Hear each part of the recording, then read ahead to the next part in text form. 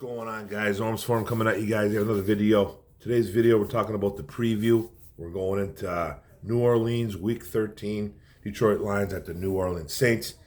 Lions coming in at 8-3, number one in the NFC North, and then the Saints are 5-6, second place in the NFC South.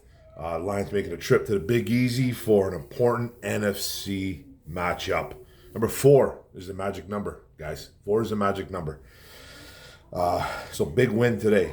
This is a big matchup. Now let's go to the injury report. We start with the road team, Detroit Lions, number 1 on that list right there. Lions coming in. Quarterback, Hendon Hooker, who's been practicing this week. The rookie out of Tennessee, got that knee injury, obviously, with the ACL. He was a full practice on Friday, but he will be out. Linebacker Alex Anzalone, he was doubtful coming into this game, but later on news last night, he's out. He has a hand injury. He did not practice on Friday. I know he had a baby with his wife. Congratulations to the Anzalones. But he is also hurt as well, so he has a hand injury, and he is out, not playing the game. Then guard Jonah Jackson. He has an ankle and wrist injury. He was a full practice on Friday. He's questionable coming in, but it looks like he's going to be playing, and we really needed him to play this game. So it's good to have Jonah back. It looks like he's going for sure. The running back, David Montgomery, had a little bit of a scare during the week. He had a foot injury. He was a full practice for the last couple of days, especially on that Friday. No injury designation coming in. Safety Tracy Walker with the shoulder, full practice, no injury designation. Safety Ifeatu Melifonwu with a hand injury, full practice, no injury designation. Then center Frank Ragnow, kind of all year back and toe, full practice. Looks like he's a go-to, and it looks like we have a full lineup with our offensive line this week, which is a really good sign. Now the Saints have some injuries. Okay, safety Marcus May, shoulder, did not practice. He is out. Running back Kendry Miller, the rookie, ankle, did not practice. He is out too as well. Wide receiver Rashid Shaheed has a thigh injury. He's their deep threat. Kind of reminds me a little bit of a JMO type wide receiver. You get him in space. He can run. He can fly. He has a thigh injury. He did not practice. He is considered out as well. Linebacker Pete Werner, shoulder oblique, did not practice. It looks like he's out.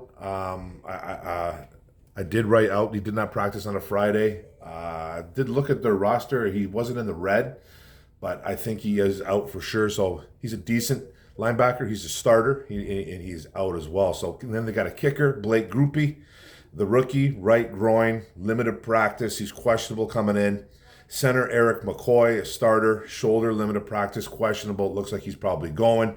Defensive end Cameron Jordan, probably one of their first or second best defenders on this team. He has an ankle injury. He did not practice. He's questionable coming into this football game, so I think it's going to be a game-time decision. That's what the NFL Network was saying. Then wide receiver Chris Olave, who was concussed, was full practice on Friday. Questionable coming in. He's probably going to pass a few more tests. It looks like he's going to be going, though. And then tackle Ryan Ramczyk, knee injury, another starter, full practice, no injury designation.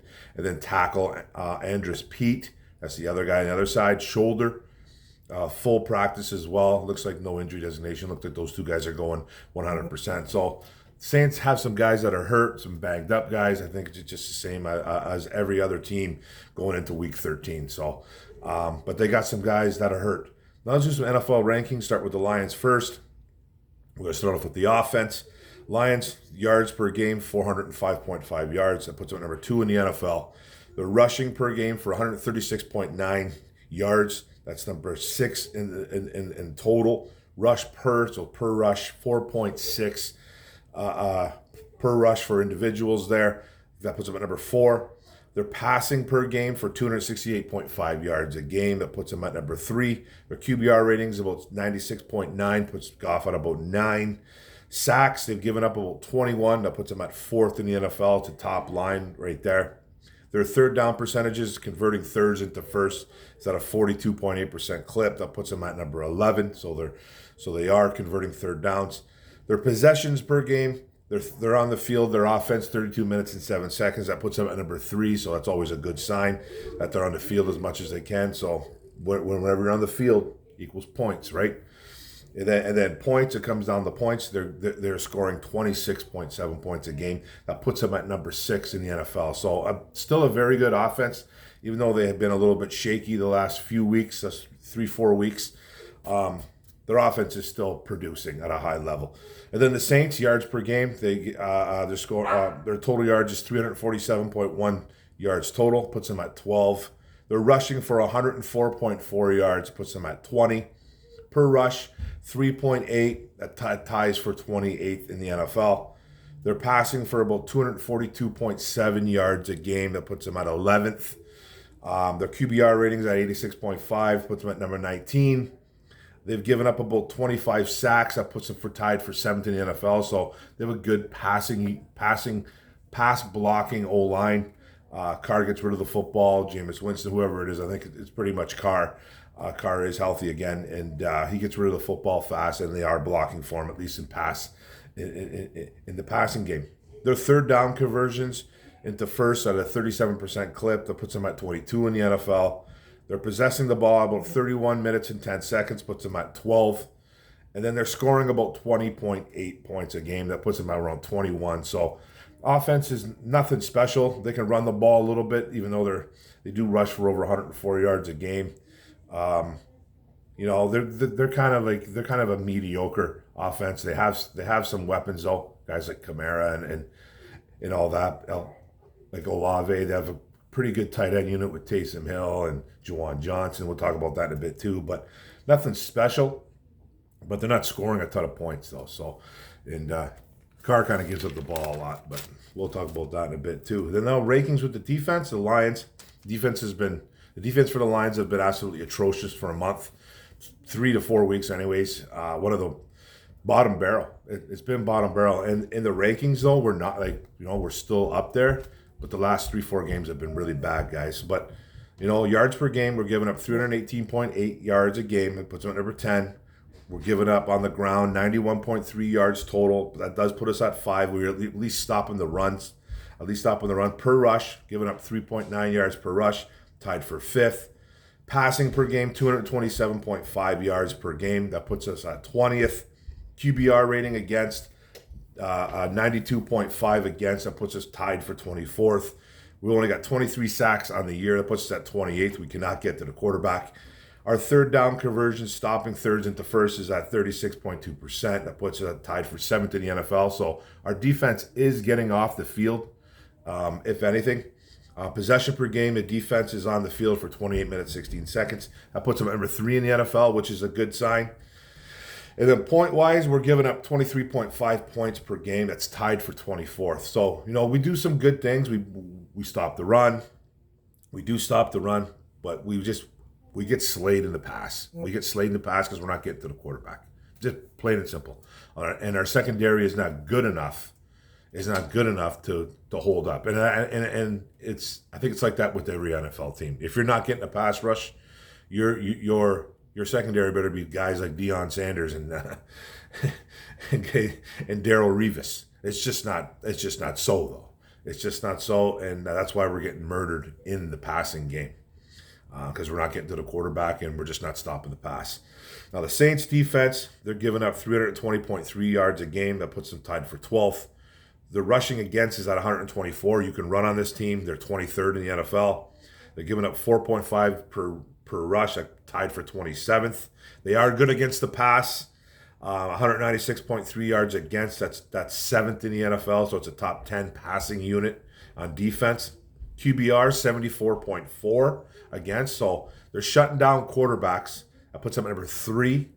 They're only getting to the quarterback 18 times they've gotten home this year. That puts them at 31. That's one of the worst. That's there's 32 teams in the NFL. They're 31st in the NFL. So they're not getting to the quarterback whatsoever. Their third down conversion stopping is at a 35.8%. That puts them at 5. So they are getting off the field a little bit there. So that's a little bit impressive. Possession, 28 minutes and 49 seconds. That's what their possession of their defense is on. So that's 12th right there. And they're only giving up 20.2 points per game. That's tied for 8th. So, this stat almost kind of reminds me of the Packer game last week. You can run on the Packers. You can run on them, but you have trouble passing on them. It's kind of the same here. You can run on this Saints team. You can run all over them. But when it comes down to the pass, a little bit of trouble. But they don't get to the quarterback. So they have a really good secondary. They have good coverage skill guys. Marshawn Lattimore's out there. He's one of the best corners in the NFL. They got some weapons on defense that can at least cover. That makes up for their deficiencies on getting to the quarterback. So you run on, but it's hard to pass on them. And then now the roster is offense. Obviously, the Lions quarterback Jared Goff, Bridgewater's backing him up. Running backs David Montgomery, Jahmyr Gibbs, the rookie, and then Craig Reynolds. Wide receivers Amon-Ra St. Brown, Josh Reynolds, Jameson Williams, Khalif Raymond, Donald Peoples-Jones, Antoine Green, another rookie. Tight ends Sam Laporta, Brock Wright, James Mitchell. Our O-line, left tackle Taylor Decker, who needs to have a bounce-back game because he got abused last week versus Green Bay. Left guards, it looks like Jonah Jackson's back. Colby Sorsdal, Coyote, Awosika, guys like Dan Skipper will be waiting in the wings if anything happens. Center Frank Ragnow, right guard Graham Glasgow's playing well, and then right tackle Penei Sewell. So a pretty solid roster right there. Nothing to worry about with that O-line this week too, because I think Jonah's back and it's really good. Now our defensive ends, John Kaminsky, Joshua Pascal, Charles Harris. These guys need to show up. These guys need to stop being ghosts. I just don't think it's going to get any better. All you can do is just cross your fingers at this point. Yep. Nose tackle, Benito Jones. Is Isaiah Buggs going to be another healthy scratch? There's words that he doesn't get along. There's words that or rumors that he's not getting along with the coaching staff and Aaron Glenn, Dan Campbell. So who knows what's going on with him? But the defense is actually better with Buggs in it. There just really is. He's no superstar or anything, man, but he takes up a little more double teams, and he frees up some guys, and we get somewhat of a pass rush. Then you got Broderick Martin waiting in the wings. He's the rookie out of Western Kentucky. He barely plays. The defensive tackle, Levi Muzurike. We need McNeil to show up. Defensive end, the other defensive end's a rush end over there is Aiden Hutchinson, and then you got the Aquara brothers, Julian and Romeo. Then with the will linebacker, it looks like Anzalone's out. Well, he is out. So who's going to get the start? I'm hearing Jack Campbell. He's going to be playing out of position at the will. Are we going to see a little bit more Jalen Reeves-Maben? He's more of a cover linebacker, a special teamer, but we might see a little bit more Jalen Reeves-Maben than we want to. So it should get interesting, but I think Jack Campbell's going to get the majority of those looks, I guess. Middle linebacker, Derek Barnes. You got Rodriguez waiting over there. Are we going to see some Trevor Nowoski? He's more special teams, the rookie. And then the Sam linebacker, will it be Anthony Pittman, Jack Campbell? You're going to see some guys jumping around. You're going to see some Malcolm Rodriguez in there. It's going to be a little bit different with Anzalone out, guys. Then left cornerback, Cameron Sutton. We got Will Harris and Stephen Gilmore. So strong safety, Kirby Joseph, Melifonwu hanging out there. Free safety, Tracy Walker. Right cornerback, Jerry Jacobs, and you got Dorsey backing him up. Then nickel cornerback, Brian Branch, the rookie out of Bama, and then Chase Lucas. So, we got some guys here. The linebacker's going to get really interesting to see what happens with no Anzalone. Might see some guys that we don't normally see getting more snaps. Now the Saints offense, quarterback Derek Carr, you got Jameis Winston backing him up. Running back Alvin Kamara, who's a big threat. They got Jamal Williams, ex-Detroit Lion, over there. Wide receiver Chris Olave. He's got to pass a concussion protocol, but it looks like he's going. They got A.T. Perry, the rookie, big-bodied wide receiver. Lynn Bowden Jr., an ex-Dolphin. Keith Kirkwood, with guys like Shaheed and Michael Thomas out. Michael Thomas has been on IR, so you might see a lot of guys like A.T. Perry, Lynn Bowden, Keith Kirkwood, because Olave's still banged up too. And then tight ends. This tight end unit kind of worries me. This tight end worries me because we have struggled against tight ends for majority of the year.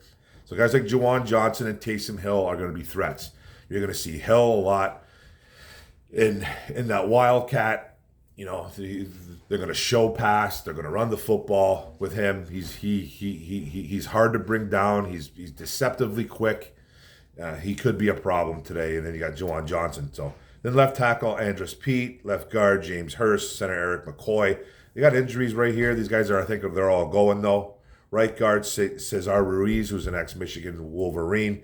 And then right tackle, Ryan Ramczyk. All these guys are kind of banged up, but who isn't banged up? So that's just kind of what it is right there.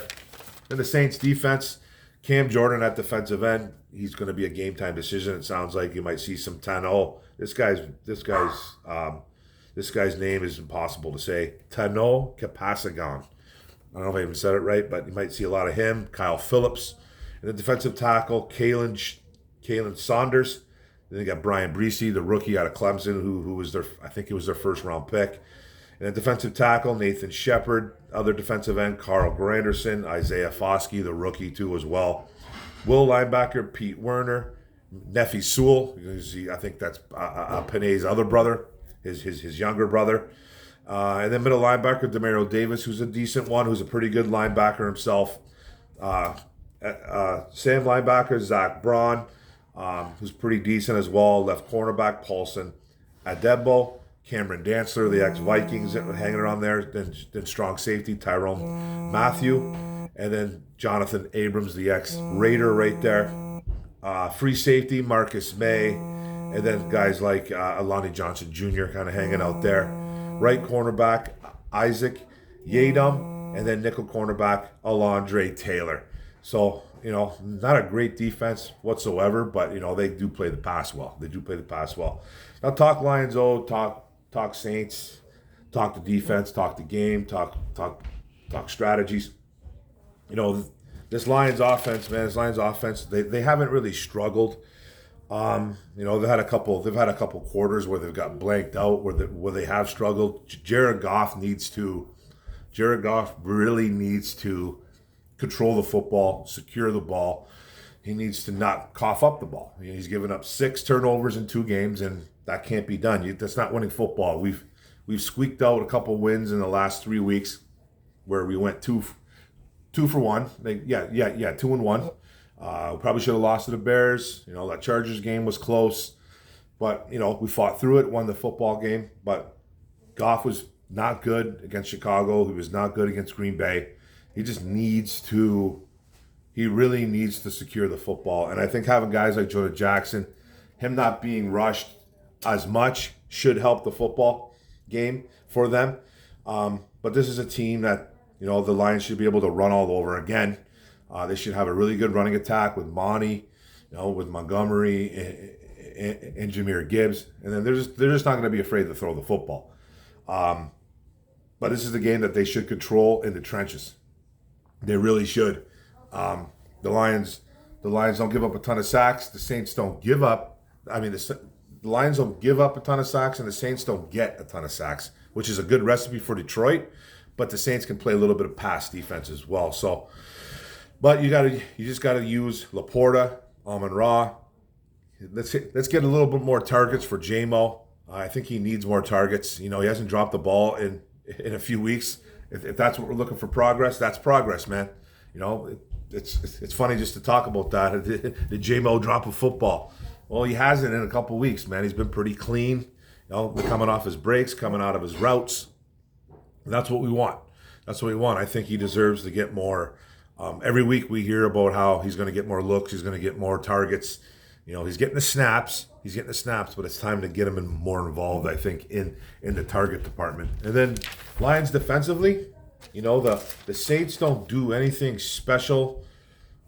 I don't think the Saints do anything special offensively. They got a couple guys that can really play. Derek Carr is kind of, hit or miss. He's a turnover machine. He can have some big moments, though. Elvin Kamara is a problem, but we have shut down running backs this year. Chris Olave is one of the best wide receivers in the NFL. So if he is hurt, if he is healthy, which it looks like he is, Cam Sutton, Jerry Jacobs, they're in for a day.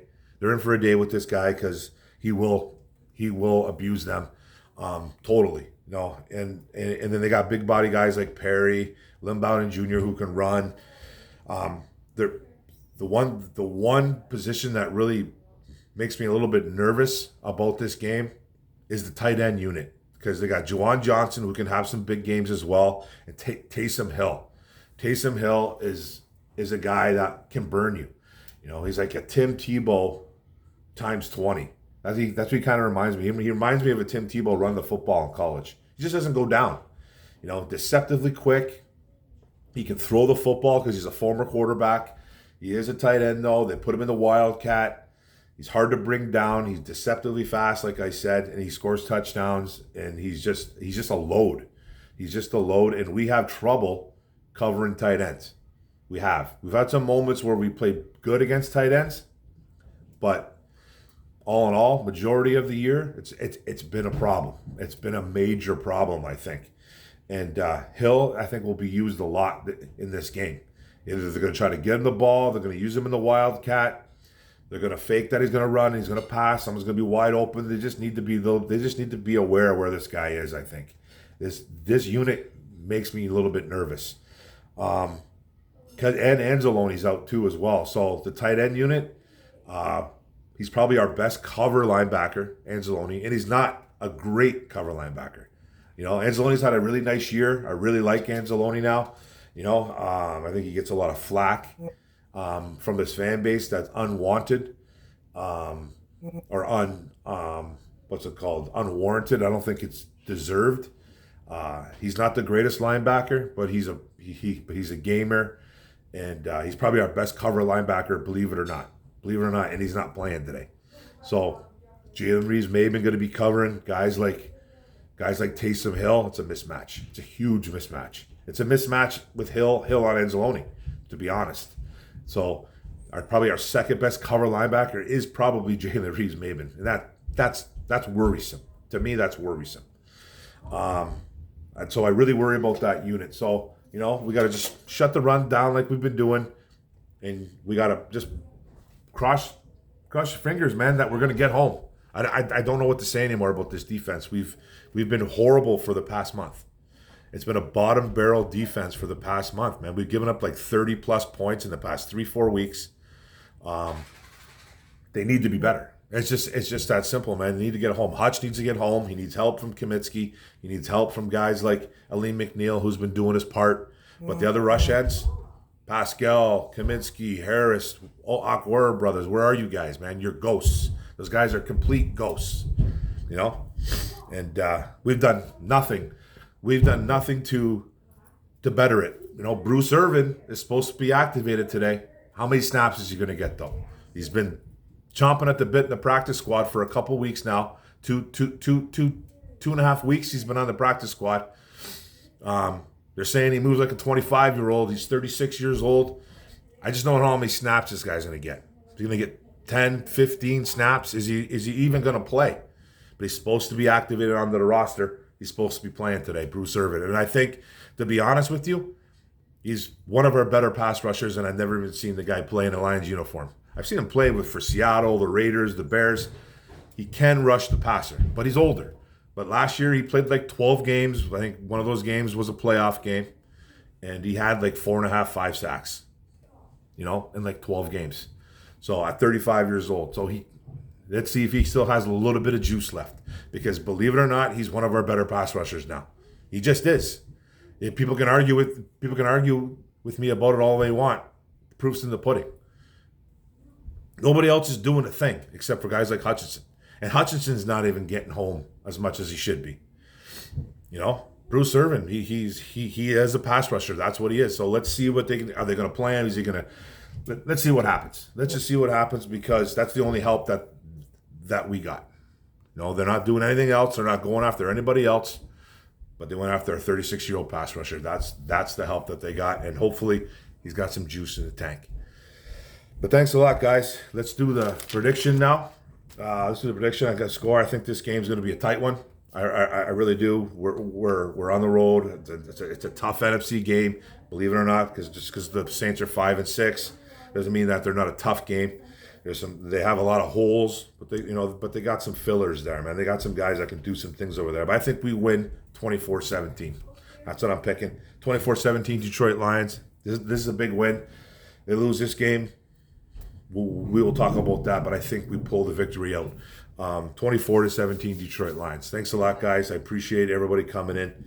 Don't forget to hit the subscribe button at the bottom right. Don't forget to hit the notification bell up top. Don't forget to like, comment, share this out.